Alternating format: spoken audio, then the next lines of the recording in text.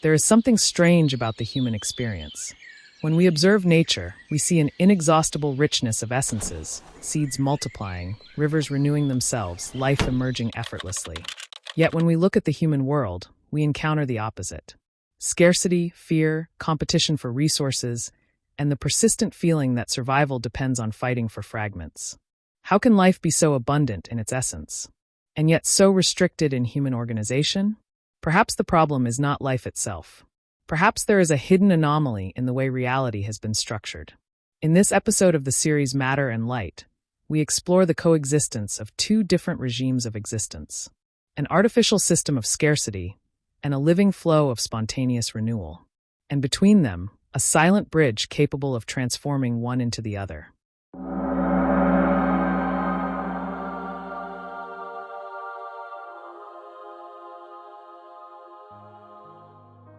Hidden anomaly of reality. To recognize the inferior richness of essences everywhere in nature and yet fail to find them within human experience reveals a hidden anomaly, something there is clearly not working. We know that external wealth is corruptive. People destroy themselves for the sake of a handful of coins.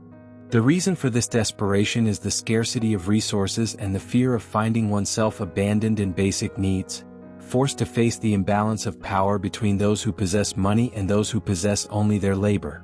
This is a brief description of the beta economy, where things wither due to the absence of renewal.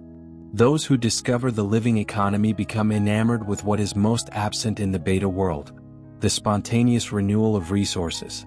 Once this discovery happens, it becomes almost impossible to return to a reality of limits and abuses. The infinite flow of resources liberates individuals from the dangers of corruption fueled by the fear of scarcity. Thus we encounter a familiar situation. Spiritually sensitive individuals often suffer severe financial hardship precisely because they refuse to participate in the vampirism of the beta system. They know perfectly well that the economic circle created by the human mind does not correspond to the living flow, and that sooner or later the illusion of external wealth wounds even more deeply than material poverty. We are therefore speaking of two distinct circles. We are speaking of beings conscious of life and others still captivated by artificial appearances.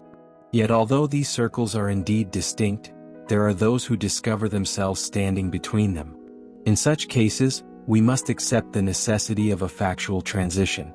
This means honoring one's commitment to the revitalizing flow of the living world, preserving its mode of operation in full fidelity, while seeking a safe way to manifest those resources within the beta world without allowing them to be contaminated by the vices and impurities of its artificial practices. The solution lies in the word, and. We can illustrate this with the number 8. Notice that the figure itself contains two connected circles. One represents the sterile beta world, and the other the fertile living world with its infinite capacity for renewal. Did I say infinite? After all, what symbol represents infinity if not the number 8 turned horizontally? The practical solution is drawn clearly and quite simply. Remain faithful to the loving fecundation between participants in projects that expand living resources necessary for the integration of consciousness. Through the connection of these two circles, forming a virtuous circuit, the beta world can be irrigated with the abundance that flows from the living realm. This connection alone allows what was once scarcity to be flooded by its complementary pairs, dissolving the power distortions present within the beta economy. What is contaminated is returned to the living flow where it can be naturally revitalized. Within this fertile transaction, the spontaneous transition between scarcity and abundance occurs.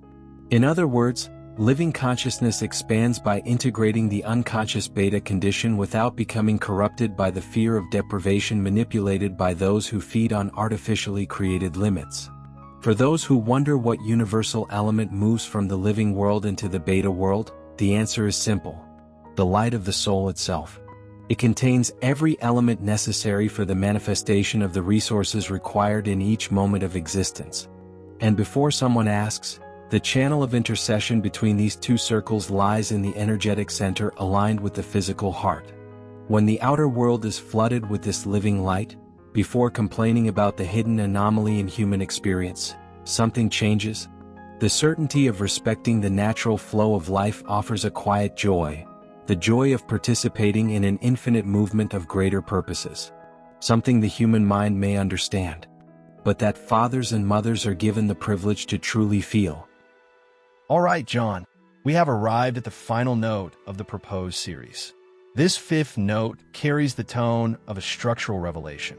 It does not merely explain what something is, but why something in human experience appears not to function properly. The analysis, therefore, must respect this character. It is not accusatory, but diagnostic. Let us examine the converging currents of thought and the way the text dialogues with them. Philosophical convergences and schools of thought. This note deepens a decisive point of the series. The coexistence of two regimes of reality, one artificial, the other living, and the necessity of a conscious transition between them. It does not propose escape, denial, or war between worlds, but integration without corruption. 1. Henri Bergson, Life versus Mechanization, Critique of Closed Systems. Convergence. The text describes the beta world as a closed, sterile system dependent on repetition and scarcity. This directly echoes Bergson's critique of the mechanization of life, intelligence that freezes the flow, systems that lose their capacity for creation. The beta economy operates as a closed circuit, sustained only through the management of fear, incapable of spontaneous renewal. The living economy, on the other hand, corresponds to the creative flow, renewable, unpredictable, not accumulative, yet infinitely fertile.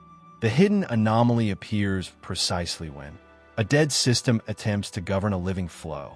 Ivy, my dear, you who were so fascinated by the ideas of Federico Faggin, would you like to read the convergences between the two? Of course, Dr. Weber. With pleasure. I already bought the book you recommended, Irreducible. I'm sure it will be worth it. 2. Federico Faggin, Consciousness as the Source of Reality Convergence. The note states that scarcity is not ontological, but derived from a regime of consciousness. This aligns perfectly with Faggin's position. Material reality is not the source.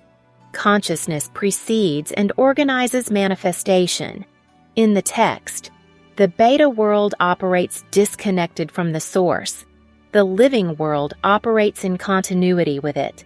Abundance is not transferred as a thing, but emanates as a consequence of conscious alignment.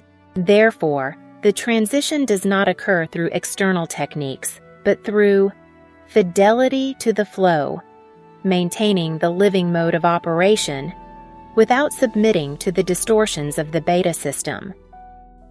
3. Non-dual traditions, integration without rejection of the world convergence. Perhaps this is one of the most sophisticated points of the note. It does not propose abandoning the world or rejecting matter, which distances it from spiritual escapism. This resonates with Taoism. The sage inhabits the world without being possessed by it. Vedanta, acting in the world without identifying with the game. Mahayana Buddhism, the bodhisattva does not abandon samsara. The symbol of the number 8 is emblematic. 2 distinct circles, connected without collapsing into each other. There is no confused fusion, but conscious circulation. Go ahead, Jessica. Present the sociological perspective. That's your specialty, isn't it? Yes, Brian. I'll try to be as concise as possible. 4. Symbolic economy and the critique of capital as fetish convergence. The note aligns with critical perspectives that argue modern capital is an abstraction dissociated from life. Scarcity is artificially produced. Fear is the fuel of the system. But the text goes beyond sociological critique. It locates the root in a regime of consciousness, not merely in external structures. This is why the impoverished spiritual individuals appear as people who reject the vampirism, but who have not yet realized the living bridge. The note therefore criticizes both beta cynicism and naive idealism that refuses to make the transition. 5. Depth psychology and alchemy, transmutation, not rejection. Convergence. The idea of integrating beta unconsciousness without being corrupted strongly recalls. The psychology of Carl Jung, integration of the shadow. Alchemy, transmuting lead rather than discarding it. The hidden anomaly is not located in the external world, but in an internal split. The refusal to assume the role of mediator. The transition happens when a living consciousness enters the beta world, without losing its nature, and transforms it through contact rather than confrontation. Please, Dr. Ada Champ, conclude the reading. 6. The heart as the point of intercession, universal wisdom traditions. Convergence. The text locates the channel between the two worlds in the heart. This resonates with a Sufism, the Kalb as the center of perception. A mystical Christianity, the heart as the dwelling of the spirit. Eastern traditions, Anahata as the point of integration. This is not sentimentalism, but a symbolic energetic center, where inner and outer meet, where the light of the soul manifests as a universal resource. Synthesis for the reading group. This fifth note of the series, Expansion of Matter Through Light, converges with currents of thought that affirm scarcity is not natural. It is manufactured. Artificial systems do not regenerate themselves. A true transition is not ideological but ontological. Integrating is more difficult and more powerful than escaping. Or, in the words of old Billy, the mistake is not seeing two worlds, but forgetting that we were made to cross between them. This note prepares the perfect ground for the sixth text, where the 5 notes can be seen as a single organism, each one functioning as an organ, all pulsing from the same source. Well then, John, we finished the analyses just before dinner time. The satisfaction of sharing this extraordinary library with all of you has given me far more than I usually experience in my professional duties. But I must confess that the lightness and fluidity of our exchange caused some distraction on my part. I could have contributed much more. I found myself almost hypnotized by learning from my colleagues, and ended up neglecting precisely what you expected from me, a more substantial quantum analysis. For that reason, I would like to request an additional meeting. If possible, tomorrow I will bring you a combined synthesis of these 5 notes, partly as a way of justifying the kindness I received here, and perhaps also that mysterious coffee that not even Italy can match. My dear Dr. Weber, I believe all of us have the feeling that we could have done even better in these analyses. What we are certain of is that your presence helped everyone relax and become willing to merge knowledge with learning.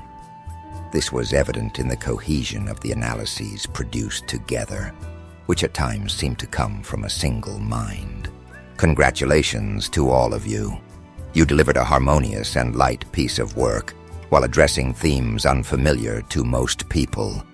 Nevertheless, there is always room for improvement.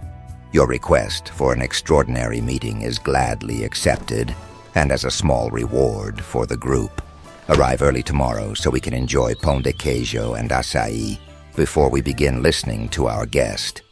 Thank you. See you then.